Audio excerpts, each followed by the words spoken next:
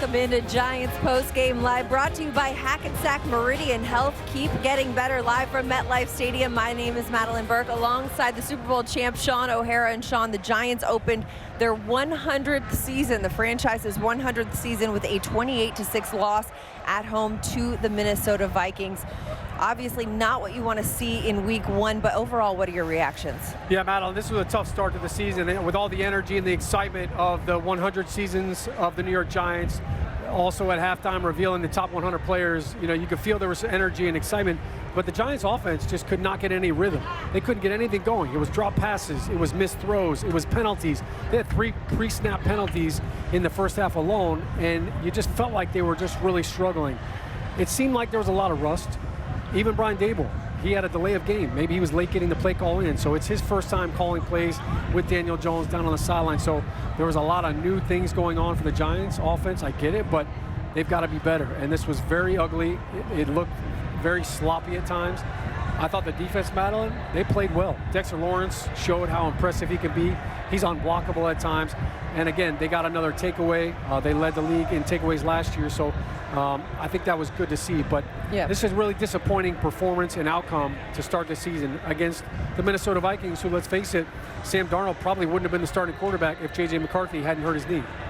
Yeah, well, and you mentioned, though, the play of the Giants defense. First of all, Sam Darnold, former number 3 overall pick, though this is his 4th team, can't quite scoff at the kid right there, and he played well today. Giants defense did work to put the Giants offense in a good position early in the game, early in the first quarter. Drew Phillips breaks up a pass. Bobby Okereke recovers. The Giants are set up at the 20. They have a field goal there. Darius Moasow, the rookie linebacker, he gets an interception at the middle of the field. The Giants defense doing their best to put the offense in a position to succeed. But you mentioned the offense struggled. What we saw a lot of this summer was those downfield passes, that vertical passing game. We didn't really see a lot of that today in week one, Shaun. Yeah, no, we didn't. And you know what? It's funny. Everybody wants to say, well, how come we didn't take deep shots? Look, Brian Daboll wants to go deep. Daniel Jones wants to go deep. You've got Neighbors and Jalen Hyde. Those are burners. But you have to credit what Brian Flores, defensive coordinator for the Vikings, did. He basically said, I'm going to rush 4, and I'm going to play coverage. I'm not going to let you take that deep shot. I don't think you can go 12, 13, 14 plays on a drive and score a touchdown. And he was right. I also think there were times where Brian Flores, he's a really good defensive coordinator. He will find ways to get mismatches. He will find ways to get unblocked defenders. There were multiple times where there was a blitzer, and Daniel Jones, at one point, there was a blitzer coming off the left side. The offensive line slid to the right, as they should have, and the receiver didn't break hot. So everybody took turns making mistakes. And if everybody has one mental error, that's 11 mental errors. That's losing football. All right, well, we've got another perspective on this game as we've got Paul Dottino and Brandon London down on the field. Let's send it down. All right, the view from the field, not much different than what you guys saw upstairs. But, Brandon, if you want to find any kind of silver lining at all, you got to look at the Giants' rookie class. They got some big-time production. We'll start with defense, where Moasow had 7 tackles and an interception. Newbin had 7 tackles, and Phillips had a forced fumble. And, by the way, another young player, Belton, also had a fumble recovery off of that forced fumble. Yeah, this rookie class reminds me of my rookie class from 2007. I was undrafted, but you saw guys like Mike Johnson, Aaron Ross, Ahmad Bradshaw come in and make plays. Now, this rookie class is kind of baptized by the fire, like Brendan Jacobs used to say, but they came in and made some vet plays early, Paul. All right, but the veterans certainly did not do enough. On the other side of the ball offensively, Neighbors winds up with 5 catches for 66 yards off of 7 targets. Yeah, I was talking to Mario Manningham at halftime. He was like, you don't want to force it in there to him because he was getting a lot of cloud coverage, but the young rookie, being as exciting and dynamic as he is, he's just going to have to get used to that. He and Daniel Jones are going to have to find a way to make plays despite the fact that he's gaining so much attention. If there was one veteran who did do really well, Wandale Robinson, 12 targets, 6 catches, 44 yards. But again, the Giants were penalized 7 times for 63. They also gave up 5 sacks. The veterans need to step up like some of the rookies did. Absolutely. This is something you're going to have to watch the tape on, and you're going to have to clean it up, get it together real quick, because you're going into Washington next week. And that's a divisional opponent. All right, we'll send it back upstairs to you. Thanks so much. Good stuff from Paul and Brandon. We've got more to come on the show. Stay with us. We're going to hear from head coach Brian Daboll and more after the break. But want to remind you, Giants fans, it's Moody's Decode Risk Unlock Opportunity. You can learn more at moodys.com. We've got more to come on the show. Giants Postgame Live brought to you by Hackensack Meridian Health. Also a reminder, October 13th, Giants host Cincinnati Bengals on Sunday Night Football. 100th season celebrations will continue with a halftime ceremony celebrating the 07 and 11 Super Bowl teams. And the first 25,000 fans through the gates will receive a Tom Coughlin bobblehead. Limited tickets are available for this game, including suites. Scan the QR code on your screen to check out available ticket options. Stay with us. We're back after this.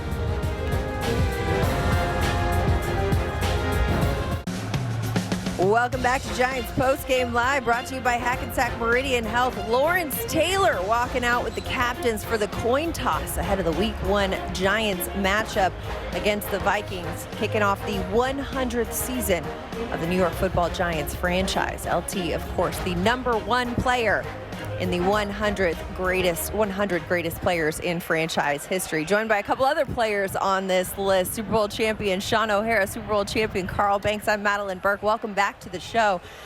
Pretty cool to see, so many of the veterans from this franchise, and including your teammate LT. Yeah, I mean, it's quite an honor to be part of that group, obviously, and I'm kind of torn because, and I'm sure Shaun is the same way. Being a part of a group and seeing the effort that was out there today makes you want to just go out there and put pads on yourself and see if you could help them. Yeah, it's frustrating. I think if we had $100 for every time somebody asked you to come back and play today, and me, we'd have quite a few dollar bills. And there's Richie Soyber, Kareem McKenzie. That was really cool, being down there and just being a part of everything that went on, not just today. I mean, we were here for Friday night, the Fan Fest. That was cool. Incredible. I ran in the 5K yesterday morning. Where were you, Carl? You didn't want to run with me? Yeah, I didn't want to run. Okay, you're a smart man. But just there's Carl right there. I mean, the legends and just that history that we all felt as players. Look, we knew we got to carry the torch. Like the guys that came before us, they're expecting a standard of excellence, and I know that those players, they wanted to play well today. It just didn't happen. It felt very sloppy. It did feel like for a lot of these guys, this was the first time they had played live football all season long, and a lot of those things are correctable, they're fixable, but you just hate to see it Week 1 to start out. It leaves a bad taste in your mouth to start the season off. Well, it felt to me like one team was in regular season mode and another team that was in preseason, still in preseason. And you could tell by the score, because it just seemed like Minnesota Vikings didn't do that much. They just kept sustaining drives because either the Giants couldn't get off the field or missing tackles. And that has kind of been the way this game went. And they've got to wake up because the league won't wait. The opponents won't wait. Washington's looking at this game and saying, well, yeah, we just need to bring the effort and they will get them. Yeah, no doubt about it. And I think, when you look at the way that this team responded with each other, like defense gets a turnover, you're talking about the fumble that Tyler Newman called. Okay, boom, offense, we're on the short field. We got to go out there and punch it in. When you settle for a field goal, you almost feel like you let the defense down. Like, you know what, you gave us the ball on the 22-yard line and we can't punch it in, we can't score. Like that kind of energy, it just kind of kills any kind of momentum that you have. I felt like the offense did not really have any kind of intensity to them, like their identity today. I didn't know what they were going to be. We talked about it. Did they want to take shots down the field? Did they want to be aggressive?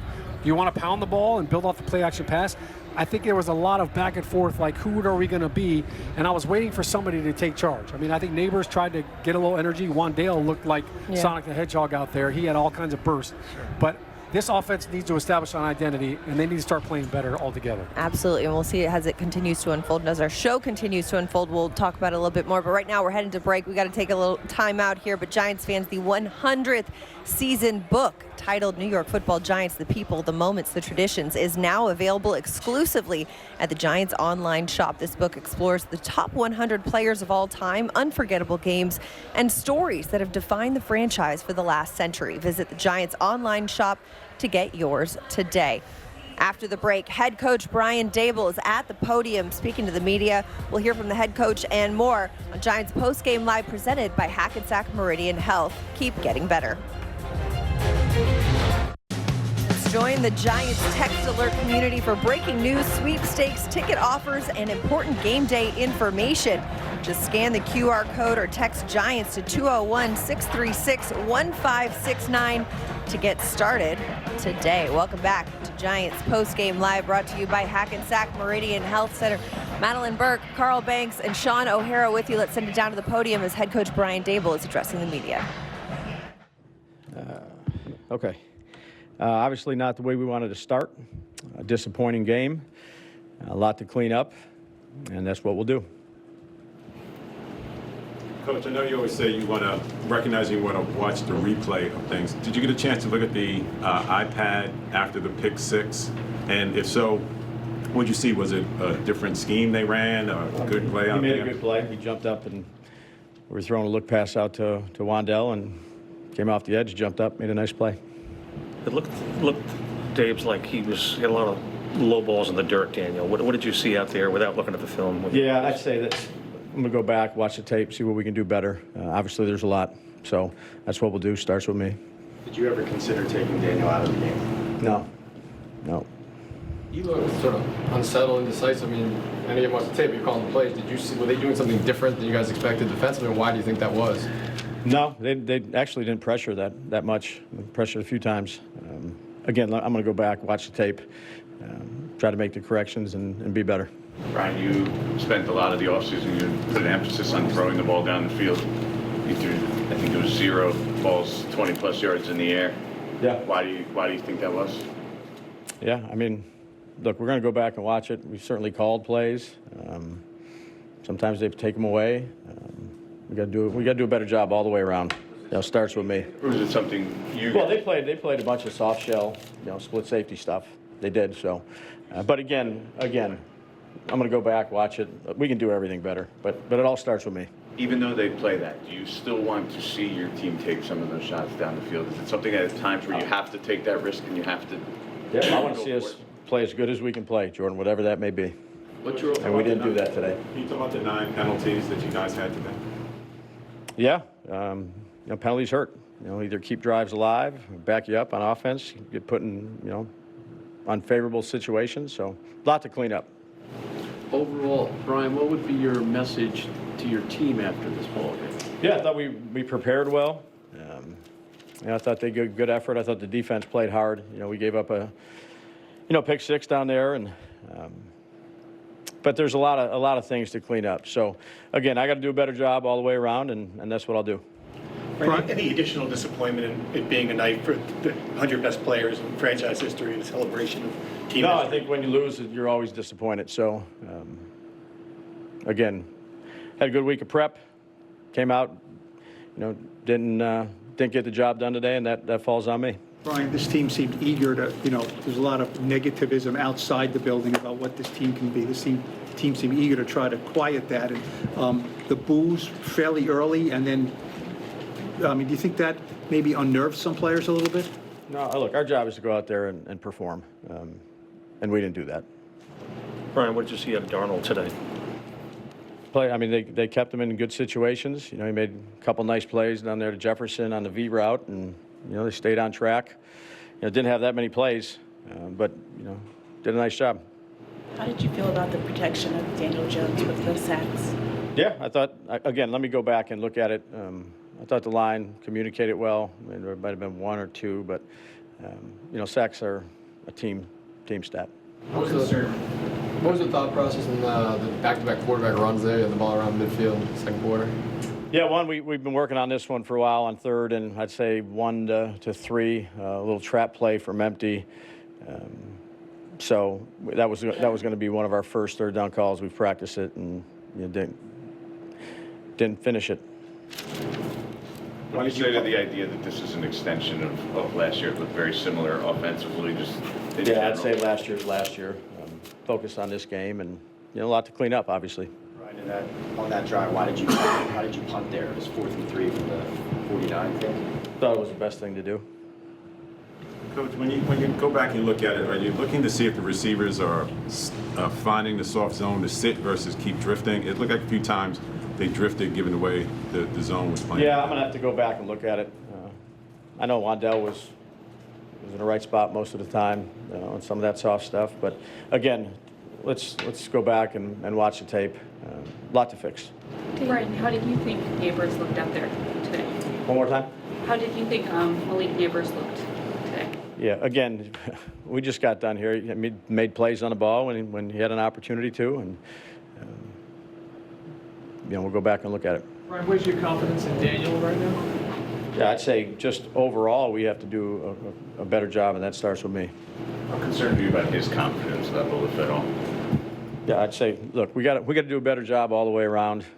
He'll learn from the tape, and we'll be better next week. Why should the fans feel confident that this will turn around from today?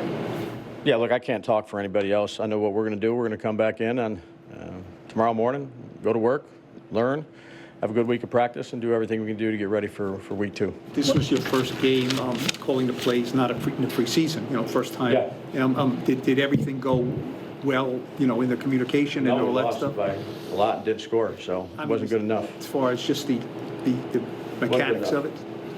What'd you see from Burns and Thibodeau? I'd have to go back and look at it. Why didn't Micah play? Again, those we'll talk about that here with the coaching staff tomorrow. But Gunnar didn't either.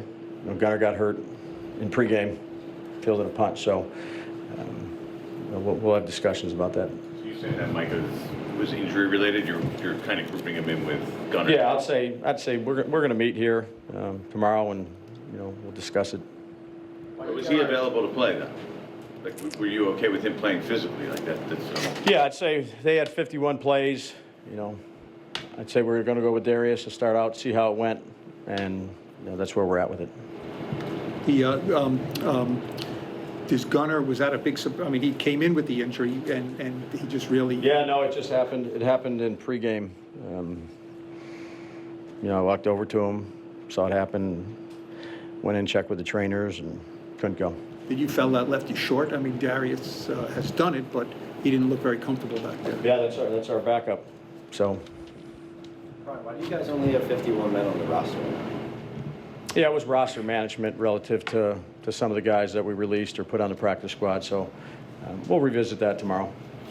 Dave's on the one play coming out in the third quarter. And you had a 3rd and long. You stopped them, looked like you were going to get the ball back in that situation, and Thibodeau got called for a face mask. Did you get a look at what happened? No, I think it was Burns. Well, they announced Burns, and then they changed it to Thibodeau. Yeah. So again, you're going to get calls. You're not going to get calls.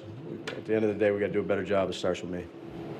Are you surprised at this result? I mean, you changed your practice schedule and regimen. You guys worked hard in the summer. Does this catch you off guard at all? Yeah, well, look, you got to do a good job to give yourself a chance, and obviously we didn't. So no excuses. Give Minnesota credit. I didn't do a good enough job, and we'll work hard to fix it. Is there anything when you walk out of here that you say, okay, well, at least we did that. At least we could do that well? Not at this time, no. Coach, what was it about the 12 that you got one of the penalties, 12 in the huddle, and then you had to delay a game out there? Put it all on me. Brian, what would your message be to the fans right now? Yeah, we got to do a better job. That's what we're going to work on doing. Couple more. Brian, not that you're looking for excuses, but on Adore, the pass interference, that looked like a questionable call. What did you think? Yeah, I'm not going to comment on the officiating. I thought Adore tried to do the right thing. Again, it's a bang play, and they called it. How much does it take out of a team when they go 99 yards the way they did that drive? Yeah, you'd love to hold them back there and make them punt it and get an opportunity, points expected. But yeah, that was a long one. They executed well, and something we got to fix. Would you consider a quarterback change as you review this game? Yeah, we're gonna watch everything, Pat. That's not in my mind. Okay. All right. Good. Okay. That sound from head coach Brian Daboll is brought to you by Ford, by your local Ford stores. Ford is proud to be the official truck of the New York Football Giants. We'll break down what we heard from the head coach at the podium after the break. Stay with us. More to come on Giants Postgame Live. Guests of our postgame show received a gift certificate to Ben & Jack's, located on 44th Street in Manhattan. From the celebrated porterhouse to finer seafood, Ben & Jack's will surpass your expectations of what a steakhouse should be. After the break, we got more player sound from the locker room. Giants Postgame Live, brought to you by Hackensack Meridian Health, continues after this.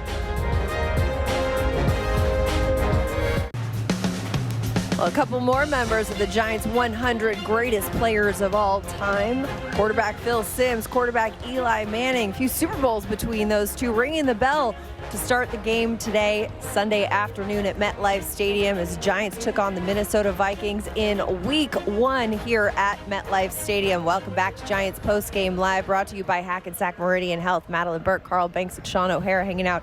Giants fall to the Vikings 28-6 is the final score. Before the commercial break, we heard head coach Brian Daboll at the podium addressing the media, saying in a nutshell, it was a disappointing loss and a lot to clean up. What are your takeaways, Carl, from what you heard from the head coach? Well, he's not going to say too much because they lost and he hadn't looked at some of the reasons why. I don't think he's going to make wholesale changes after one loss, but they're going to have to work through some things. Yeah, this was a sloppy game, and there's no way to sugarcoat it. And that's why Daboll's up there saying, look, we all got to get better.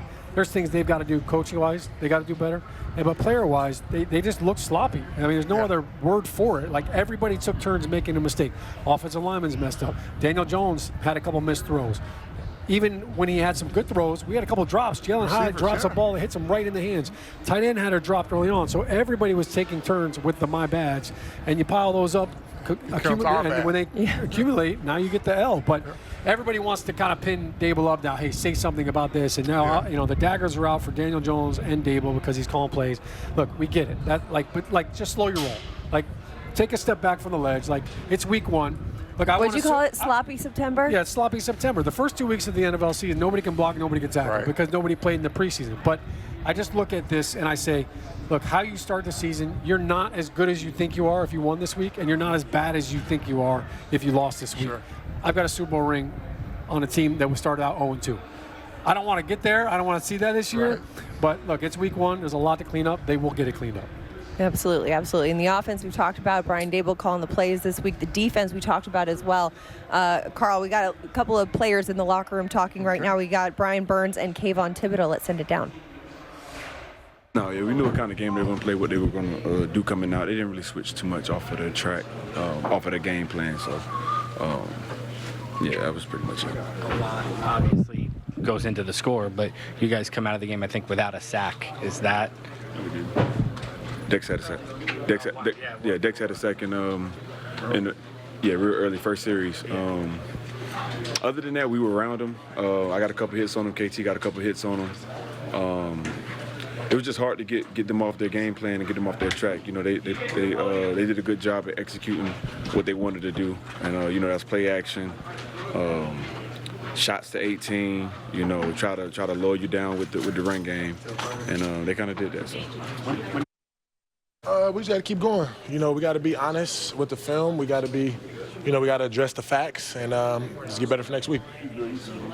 Facts, you had 0 tackles. How does that sit with you? It is what it is, I think I might have missed one, but, you got to do what you can. You got to set edges, affect the quarterback, and then, continue to, make impact on the game as well as you can. You know that a lot's on you guys in the pass rush up front. Like, that's what this team's supposed to be built on. How much? Anybody else got questions? Kayvon, what happened? Is that a big Go ahead. question for you? Go ahead. What happened on that penalty? Man, I tried to convert. I think I kind of hooked his face mask.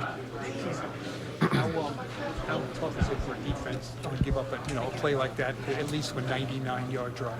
Is that a little demoralizing? Man, it's tough, man. We can't really do much with the refs and the calls, but all we can do is just play the next down and, keep going. Did Darnold do anything that surprised you at all? I think he hit his first 12 passes. No, I think he was very, he was the guy we thought he was going to be on film. He made some smart passes. He played a great game, so, it is what it is. That sound from Brian Burns and Kayvon Thibodeau, brought to you by Ford. When you listen to these defensive players talking, Carl, what is your reaction? My reaction is why? Because they say he did exactly what we thought he would do. It showed up the way they planned it.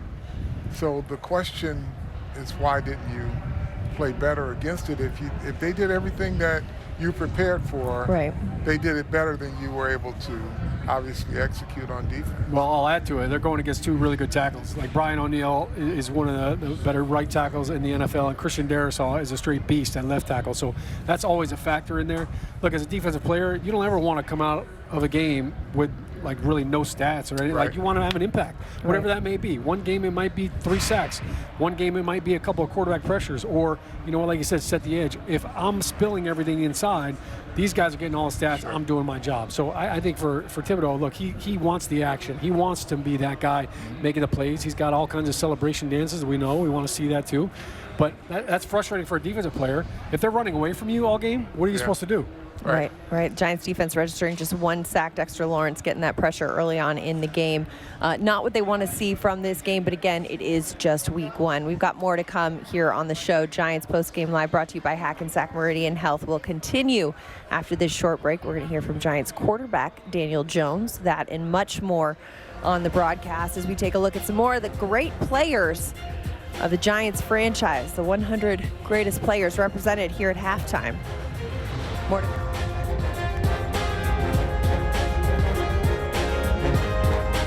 Yeah, obviously not good enough. Didn't get in the end zone, scored 6 points. Didn't create much rhythm and flow for ourselves. And yeah, I've got to be better.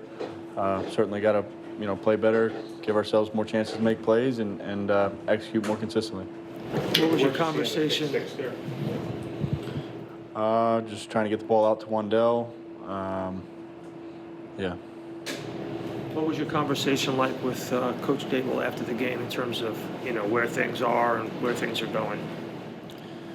I think we'll get in, watch the film, see what we can do better, see how I need to play better, and go from there. But yeah, I think we're focused on that. How concerned are you that he will replace you at quarterback? I'm focused on doing my job and playing as well as I can. So I've got to play better. I know that, and I'm focused on doing that. Dan, you seem to have a number of throws that were kind of low and in the dirt over there. Was that just a little rut you got into? What was going on there?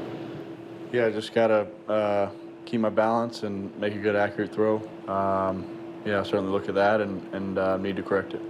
Hey, what happened? I'm sorry, I'm a little late. Somebody actually, what happened on the pick 6?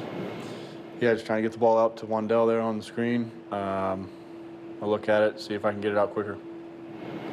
How would you describe your confidence right now? Good. I think I got to continue to, get into a rhythm and, get going, complete some balls, get things moving. I think, we all got to do that, and that'll help us, build confidence and keep going. Daniel, was that part of the problem today? It didn't seem like anybody, not just you, anybody was getting into a rhythm on the offense. Yeah, I think obviously it's largely my responsibility to help us do that, and keep going, complete passes, move the ball. So I've got to look at where I can be better. But yeah, I think we all need to work to get into a rhythm and execute consistently down the field. That sound from Giants quarterback Daniel Jones is brought to you by your local Ford stores. Ford is proud to be the official truck of the New York Football Giants as we take a look at Daniel Jones' numbers Sunday against the Vikings. Week 1, he was 22 of 42 for 186 yards, no touchdowns, and 2 interceptions, adding 6 rushing attempts for 15 yards. Shaun O'Hara and Madelyn Burke here breaking this one down. Shaun, obviously those 2 interceptions, things that you'd love to have back if you're Daniel Jones, but what do you make of those picks? Yeah, 2 totally different interceptions, too. One was just really a go screen, and Van Ginkel made a heck of a play. Now, anytime you're throwing a quick screen like that, usually you tell the front side tackle to cut the defender so that he can't do that. If you're diving in his legs, he can't jump up and catch the pass. So Daniel Jones did nothing wrong on that play. It just was an unlucky play. The second interception, though, down in the red zone, you can't make that throw. That was an error in judgment. He tried to force that throw to Slayton inside the red zone. Harrison Smith is a veteran safety. He's really good. He just read his eyes and he jumped the route. So that was a poor decision, and you can't turn the ball over in the red zone. That was a huge opportunity. It was 4th down, so you got to let it rip, and you got to give your guy a shot. But that's an opportunity there where you got a touchdown or an interception right there. Totally, 2 totally different tales of the script right there. I think for DJ, he mentioned it in his closing remark.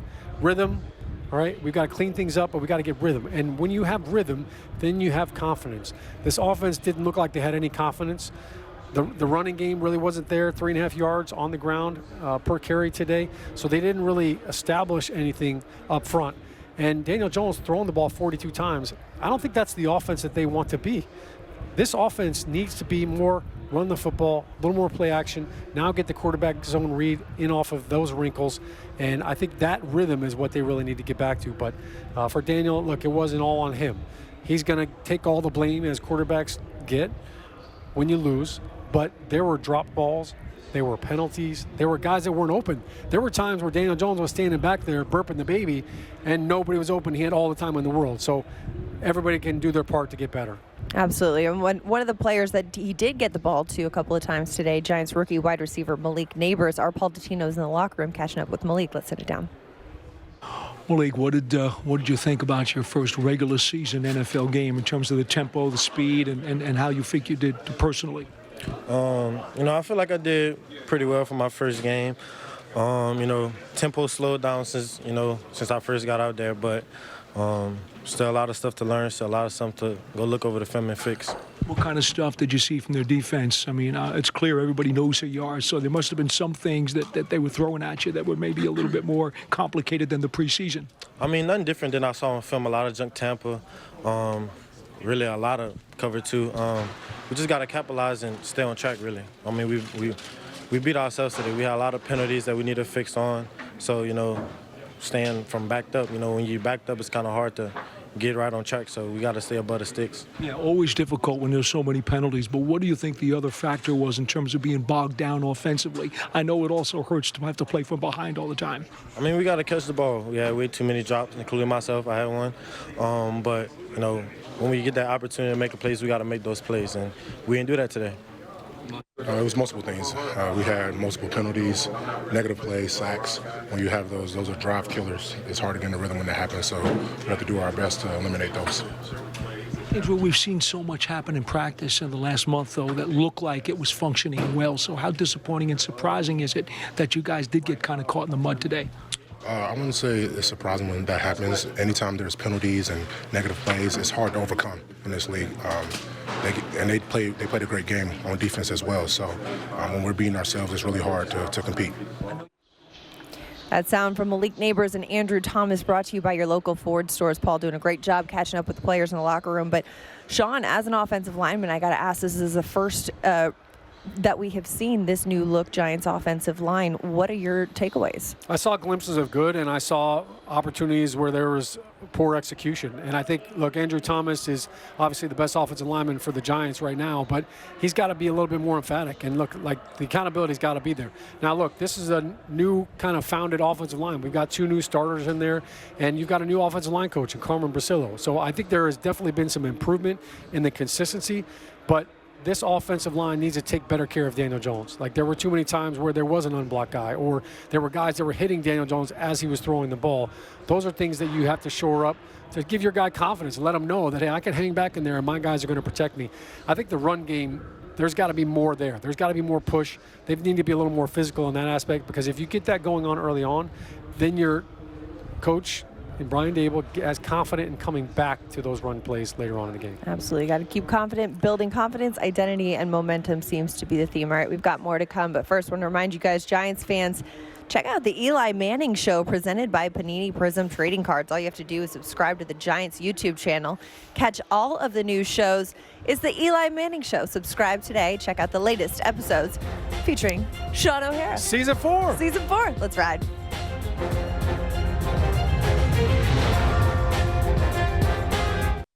No panic. Why? Because I know who we have in the locker room. I trust everybody in the locker room. We know we have confidence in each other, and we prepared well. They just beat us today. Dexter, we have a team down at the 1-yard line. I mean, that's where you want it to be. How difficult was it to give up a 99-yard touchdown? Pretty difficult. Few plays that led to touchdowns for them, a couple penalties we got to clean up on. Other than that, we played them pretty well on defense. Just got to be more consistent. Pretty disappointing. Not too discouraging. It's a long season. There's a lot to be encouraged by. Like I was telling Edward, the rookies played really well. I thought Darius played extremely well. I thought Andrew Phillips came in and played well. I thought Tyler Newman did a great job in the secondary. So there's a lot of building blocks to build off of. Now everyone's just got to hold themselves personally accountable. How important is it to not get down on yourselves after just one game? Yeah, very important. And, you know, you almost have to block out the media. Like, they'll tell you you're the worst team in the world or the best team in the world after 1 week, but it's a long season, 17-week season. So, yeah, we just got to go back, focus on our process of results, and you focus on what we got to do Monday. Bobby, one thing we thought a lot during camp was that the pass rush was going to be very dynamic. Didn't seem like it was today. Your thoughts about maybe why that wasn't the case? I mean, that was probably their game plan, to take those guys out, run a lot of, you know, outside zone, play action, boot, get the ball out quick. So, you know, guys like Brian Burns, Dex can't get back there, which they were still able to, but that was probably a big emphasis for them game plan-wise. That sound from Dexter Lawrence and Bobby Okereke, brought to you by your local Ford stores. And Shaun, a lot of conversation this summer about the difference between aggressiveness of scheme and aggressiveness of play when it comes to defense. What was your takeaway from this Giants defense today? Yeah, Shane Bowen runs a totally different defense than Wink Martindale did last year. We've talked about that a lot. It's a different 4-3 scheme, but the pressure really comes from up front. We didn't see a ton of blitzing, but I thought that with the young secondary, we just heard Bobby Okereke talk about Tyler Nubin and how these young guys really did a good job. There were no big plays, really. And I think that's one of the things as defense. You don't want to give up the easy play. I think that Shane Bowen's also trying to figure out, all right, who can I trust to play above some of the calls on game day? But I thought the defense, look, they want to clean up some of the run game stuff. They want to get more pressure on the quarterback. But I thought the defense came up with some big-time plays. And, look, when the offense doesn't compliment you and they don't go out and turn some of those into points, it can be a little bit discouraging. But there's a reason why Bobby Okereke is a captain, why they voted on him. Like, when you listen to him talk, there is no worry in his mind. He's going to get this fixed. And I think he's got the right mindset. He's got the right attitude. But the accountability factor is huge. And guys like Bobby Okereke, they're going to hold each other accountable. I think this defense, look, there's a lot of room for improvement for them. Mm-hmm. I think we're going to see a little bit more elaborate coverages, blitzes as the season goes along. This was their first game together, their first real game. So we still have a lot to see, and I'm sure Shane Bowen still has a lot that he's going to work on. Well, in a Shane Bowen defense, of course, not as reliant on the blitz as perhaps the last coordinator, Wink Martindale, was. Brian Flores, though, the Vikings defensive coordinator, he's got a history of having a very blitz-heavy defense. We didn't really see a lot of that from him either today. No, and in his previous regimes and opportunities, it was a blitzathon. It was like different blitzes, safety blitzes, corner blitzes. They were coming at you from all angles. I really think his game plan was, look, I'm not going to blitz. I'm not going to put my guys in man coverage and give up a big play. You have explosive receivers. You get Malik Neighbors one-on-one on a slant and he breaks a tackle and you're in a blitz, it's a house call. So I think his mindset was, I'm going to play soft coverage. I'm going to make you dink and dunk, move the ball, go down 14, 15-play drives and try to score. In his mind, he didn't need to have those big risks with the blitzes. So you didn't really see a ton of blitzes, but there were a couple of times when there were some free rushers and Daniel Jones didn't have an answer. A guy didn't break hot. It wasn't the right pickup protection-wise, so those are things that have to get cleaned up. Absolutely, and it's still sloppy September, still sloppy September. We're still getting our sea legs for the season. We're just going to ride that one right here. All right, we've got more to come on the show. Giants Postgame Live, brought to you by Hackensack Meridian. As we head to break, we're going to leave you with this. Name that Giant. He was a second-round draft pick in 1996. Super Bowl champion and a Giants Ring of Honor member, retired in 2008. Who is he? We'll have the answer for you when we're back here on Giants Postgame Live, brought to you by Hackensack Meridian Health. Stay with us.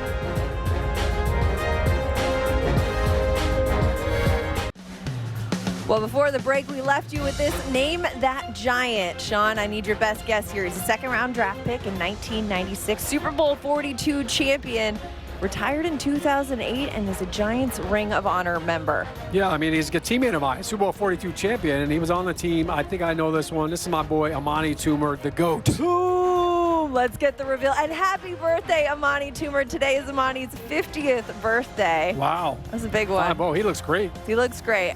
Great teammate of yours on the field, great teammate of ours in the broadcast booth. It's a pleasure working with him. It's a pleasure knowing him. Happy birthday to him. Wishing you nothing but the best. Yeah, Toomer's awesome. Congratulations, Ring of Honor, top 100. One of the best receivers with the toe drag swag. Up the sideline, nobody was better with the toe tap than Amani Toomer. Toe drag swag. This man loves himself some camo. I hope you got some Rice Krispie treats to him and enjoy it. He's got some treats. Some treats. All right.